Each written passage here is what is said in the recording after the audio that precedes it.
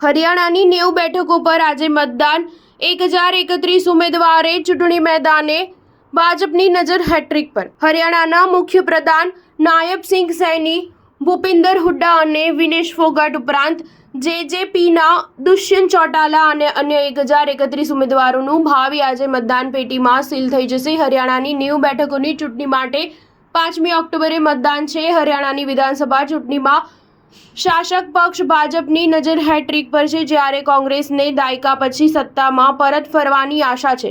મતગણતરી 8મી ઓક્ટોબરના રોજ થશે। હરિયાણાના મુખ્ય ચૂંટણી અધિકારી પંકજ અગ્રવાલે જણાવ્યું હતું કે રાજ્યમાં કુલ 2,53,54,350 મતદાતા છે, જેમાં 8,821 મતદાતા તો સદી ફટકારી ચૂક્યા છે અને તે મતદાન કરશે।